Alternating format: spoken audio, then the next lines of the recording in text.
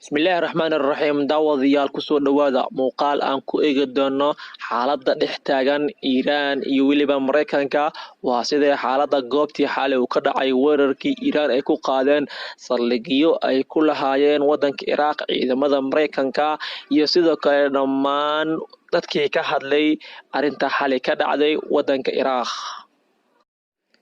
Tani waa bilowgii dagaalkii saddexaad ee adduunka World War III iyadoo telefishinka dowladda Iiraan uu sheegay in 80 ka mid ah ciidanka Mareykanka uu ku dilay weerar xalay uu ka qaaday magaalada Tahraan ee ka tirsan Ciraaq 12 gantaalo oo halkaasi ku qaaday.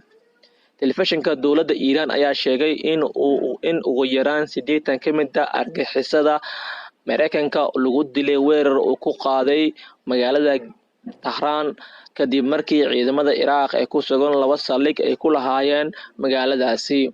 Waaxda difaaca Mareykanka ayaa xaqiijiyay in laba ka mid ah saldhigyada ciidamada militariga ah ee ku yaalay magaalada Iraaq lagu qaaday weerar gantaalo ah.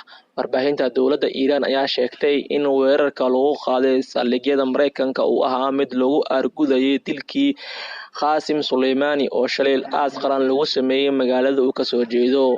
Weerarkan lagu qaaday saldhigyada Mareykanka ee Iraaq waxaa ka hadlay wasiirka arrimaha dibadda ee dalka Iiraan Javad Zarif.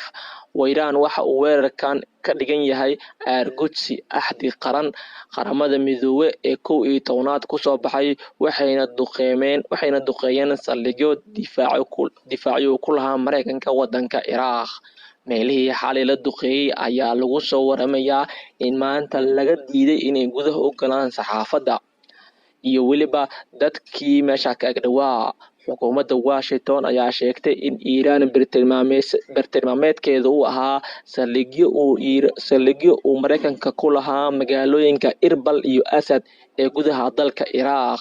Ilaa hadda ma cadda khasaaraha ka dhacay, laakiin dowladda wadanka Iiraan ayaa sheegatay in 80 ka mid ah argagixiso Mareykan ah ay ku dishay gudaha wadanka Iraaq.